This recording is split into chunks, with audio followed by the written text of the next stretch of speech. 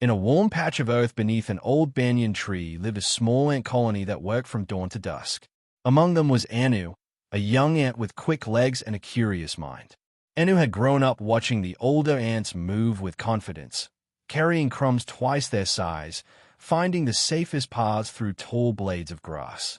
He wanted to be like them, especially like Myra. Myra was known throughout the colony. She was calm, steady, and kind. When storms flooded tunnels, she guided others to safety. When food was scarce, she shared what she had found. The elders trusted her, and the younger ants followed her footsteps without fear. Every time Myra returned from the surface with a golden grain or a sweet crystal of sugar, the colony buzzed with quiet gratitude. Anu watched all of this from the shadows of the tunnels. At first, he admired Myra. Then admiration slowly turned into something heavier. Whenever the elders praised Myra, Anu felt a tightness in his chest. When ants thanked her, he lowered his head and told himself that he worked just as hard, that he deserved the same respect. But the praise never came his way. One bright morning, the colony sent a group to explore beyond the familiar paths. The grass outside glistened with dew, and the air smelled of wet soil and flowers. Myra led the way, and Anu followed close behind. As they walked, Anu noticed how easily others listened to her. She didn't raise her voice or demand attention. She simply cared, and that care guided everyone. They reached a wide stone where crumbs often fell from human picnics. Food was scattered everywhere, more than the colony had seen in days. The ants hurried to collect it, forming lines and carrying pieces back home. Anu spotted a large crumb near the edge of the stone. If he carried it back alone, surely the elders would notice. As he struggled with the crumb, he saw Myra helping a smaller ant whose leg was injured. Instead of collecting food for herself, Myra slowed down to support the injured ant, guiding him gently towards safety. The sight made something twist inside Anu. She wastes time helping others, he thought. If she focused on herself, maybe I'd finally get my chance. An idea formed in his mind, quiet, sharp, and wrong. When Myra passed near him, Anu shifted the crumb he was carrying and brushed against her.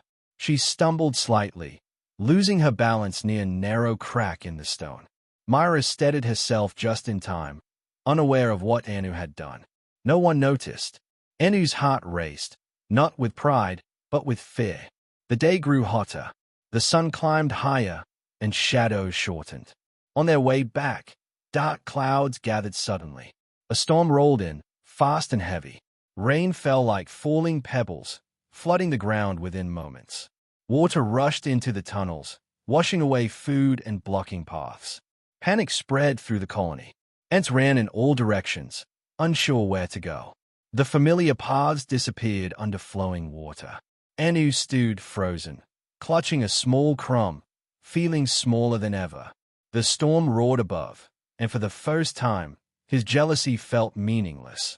Then he saw Myra. Despite the chaos, she moved with purpose. She climbed onto a raised root and called out directions, guiding ants toward higher ground.